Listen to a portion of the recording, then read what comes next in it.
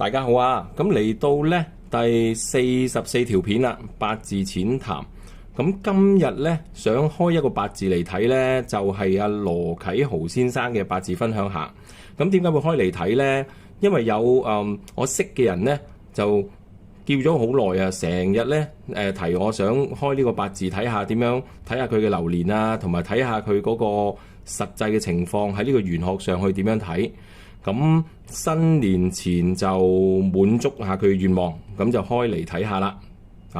咁呢，如果喜歡呢一條片嘅呢，咁啊麻煩大家都係訂閱啦、讚好、留言同埋分享。咁同埋呢一排呢，都有一啲人查詢呢點樣去批流年啦，咁就多謝晒先。咁就而家就賣完廣告，正式開始。咁呢，羅啟豪先生呢，就係中年好聲音啦，咁啊攞獎嘅，攞季軍嘅，咁啊唱歌好好聽啦。咁但係呢，就我自己就唔係好了解嘅，咁因為我少聽歌啦，唔好意思啊。咁呢，我哋就純粹開佢個八字呢，睇下佢有咩特色，咁啊或者做一個當係同大家一齊練習下啦，咁樣去睇。咁呢，佢本身呢，就係甲子年、丁卯月、丙寅日，佢本身係丙日主嘅。咁其實咧時柱我哋就唔會知啦，咁所以係冇時柱啦。咁如果睇翻咧佢個特色咧，就有一個好特別嘅特色，就係佢嗰個木啊係霸住月令同埋好重啦。咁同埋佢本身係一個丙火嚟嘅。咁其實丙火咧，其實個性格係代表咩呢？代表係太陽啊嘛。咁丙火呢係中意照耀人哋啊嘛。其實佢都中意照顧人嘅。咁同埋呢，佢係好想帶俾人溫暖啊。咁呢個呢，就係丙火嗰個特性嚟嘅。同埋其實丙火係幾陽光㗎嚇，幾陽光嘅。咁但係呢，佢隔離呢有個丁。咁其實丁係咩呢？丁呢係丙火嗰個劫財啊嘛。咁其實呢，如果睇翻個資料呢，佢有個家姐，咁就合理啦，咁就合理。咁而佢本身呢，月令係印啊，咁其實呢，可以斷佢一樣嘢啦。因為雖然我哋時柱唔知，咁有幾樣嘢可以斷到嘅。第一就係佢本身呢，我哋寫到啦，佢本身呢，我哋可以結論佢係身強先啦，身強，因為佢自黨比較多啊嘛。咁如果身強呢，我哋簡單嘅理論呢，就係佢要啲乜嘢啦？佢要啲乜嘢呢？就要克泄，咁即係話佢基本上係要水，或者要土，或者係要金啊。佢克佢嘅財。咁本身呢，唔要咩呢？係忌啲乜嘢呢？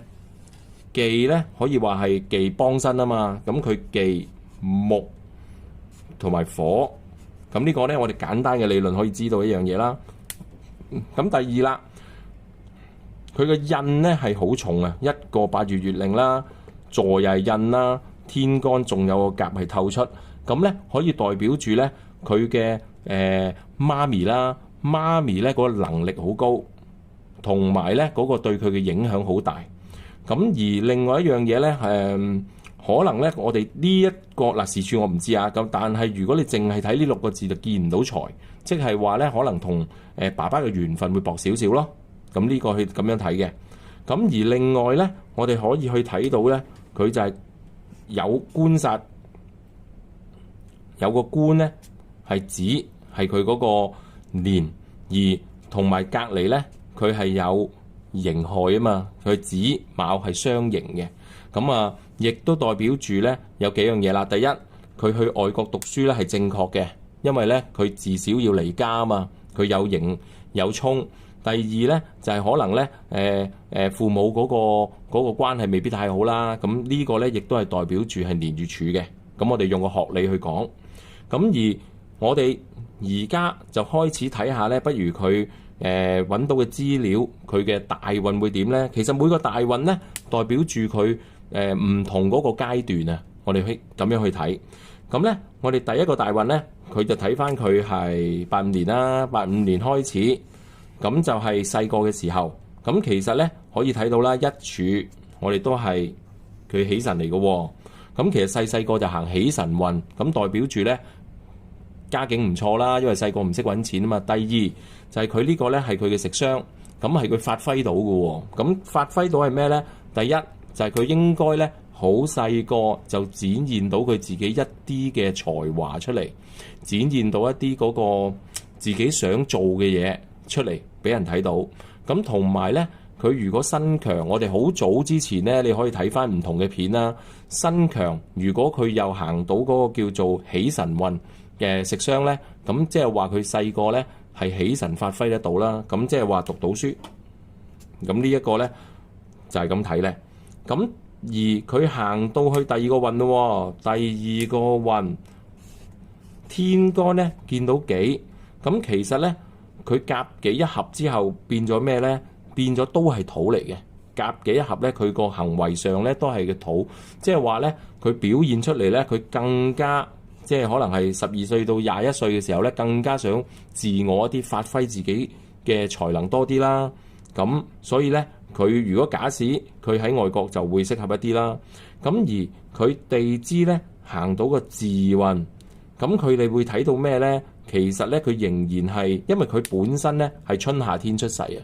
咁其實佢行翻忌火嚟講咧，其實佢呢個咧唔算係佢一個好運嚟嘅，唔算係一個好運嚟嘅。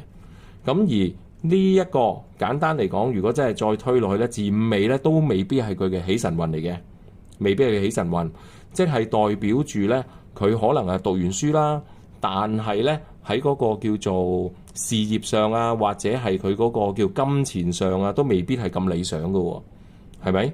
咁呢度咧我就唔知，但係咧理論上就係咁樣睇。咁可能啦，咁去到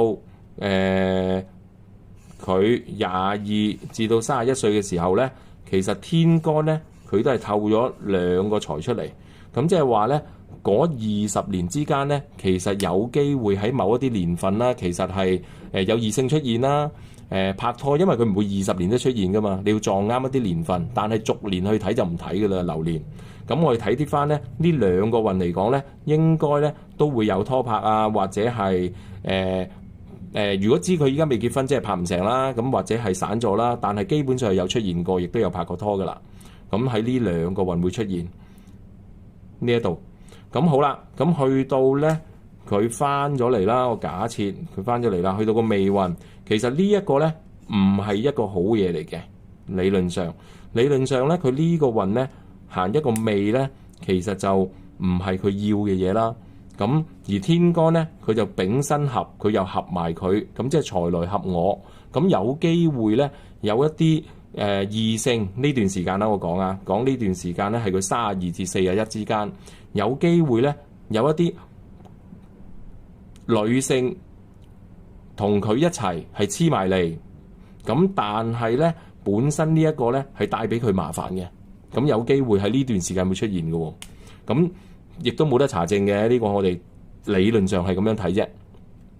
咁去到咩運咧？咁其實呢佢嘅運咧，其實第一個係好嘅，其他呢3條柱係麻麻地嘅。咁去到咩時候好咧？去到佢2025年啦，去到2025年入運嘅時候咧，其實佢行到一個咩運啊？水又係佢要嘅，金又係佢要嘅。咁其實呢個運咧，整體嚟講先啦嚇，整體嚟講咧，其實係好嘢嚟嘅，即係話咧，由2025去到2034咧，整體上嘅大運係好嘢。咁點樣好法咧？就係佢本身我哋咪成日講嘅，丙就最中意見到壬，咁啊升龜啊嘛。咁其實咧升咗龜咧，即係話佢本身咧可能係向上爬、向上行啊。呢段時間係有一個成就啊，同埋有一個地位嘅提升啊，或者係嗰個叫做出名啊，都會喺呢個時候呢10年都係呢個主題會出現嘅。因為咧佢丙見到壬係官殺，咁而地支咧佢終於咧行翻一個佢自己嘅喜神運啦，又代表住咧佢喺呢個運開始未來呢10年咧嗰個叫做生活質素啊提升，即係咧比佢前嗰40年咧都係揾多咗錢嘅。我哋可以咁樣睇。咁好啦，咁啊之後嗰個運唔睇啦，到時先睇啦。咁咧，我哋又睇下佢咧，2026年又會出現啲乜嘢？咁2026年咧，我哋會睇到咧，佢其實係一個火運嚟嘅。咁如果你個理論上咁樣去睇啦，咁佢即係話，我哋假設佢行呢個運麻麻地先啦，因為佢本身唔需，因為佢自己係丙火，唔想見到另一個丙火，因為太熱啊，太熱啊。而地支咧仲有埋根嘅添，咁呢個咧通根透幹咧係好強嘅丙火嚟嘅。咁我哋會咁樣睇啦。嗱，第一樣嘢咧喺2026年之中咧，其實佢自己就見到自己或者係自己嘅同輩啊、同行啊，而同行之中咧有好多好強嘅人出咗嚟，因為丙午好強㗎，好強嘅人出咗嚟。咁而佢咧行呢一啲嘅工作咧，其實我哋知道啦，如果行到比劫運，咁你行一啲叫做多勞多得嘅工作有着數，即係佢而家咁咧，其實係有着數，咁咧就可以勤力啲，做多啲，即係有 show 啊做多啲，有節目做多啲啦，即係盡量勤力啲，做多啲嘢，咁去保持翻自己嗰個情況咯。咁而另外咧，我哋去睇到咧，今年5咧其實都衝咗個子嘅喎。今年咧其實佢係犯太歲啊。其實佢係犯太歲嘅，咁犯太歲嗰年就最明顯一樣嘢就波動比較大啦。咁同埋另外一樣嘢咧，佢就係亦都係子卯刑嘅喎。喺嗰個我哋叫做人際關係上啊，可能係暗馬底啊，浮唔到出嚟。人際關係上咧要留意啦，可能咧會比較多人事問題，或者係複雜啊、是非啊。不過娛樂圈都係多是非㗎啦。咁可能要心情上要自己注意下咯，心情上要自己注意下。咁但係咧，如果你話整體嚟講咧，我哋叫做咧大運好、流年好咧，都唔會太差嘅。流年好，但係大運唔好咧，又唔會太好啦。咁即係話佢行呢一個運，我哋覺得整體唔使擔心，因為呢個運咧係好嘢嚟嘅，對佢嚟講。咁行到2026咧，會有啲阻滯。有啲阻滯，例如競爭好大啦，或者有啲好強嘅對手啦，或者令自己強到令自己有啲壓力啦。咁同埋加埋咧嗰個叫做可能個是非會多啲啦，或者人事嘅關係上要留意多啲。睇唔睇到啊？明唔明啊？咁就主要咧。大致上應該係咁啦。如果立睇一睇，咁但係當然你話好仔細再慢慢批就會再睇多啲啦，其他嘢。咁但係一般嘅情況咧，簡單批就係咁樣。咁啊，如果喜歡呢一集咧，咁啊麻煩大家訂閱啦、讚好，咁就提早祝大家新年快樂。拜拜。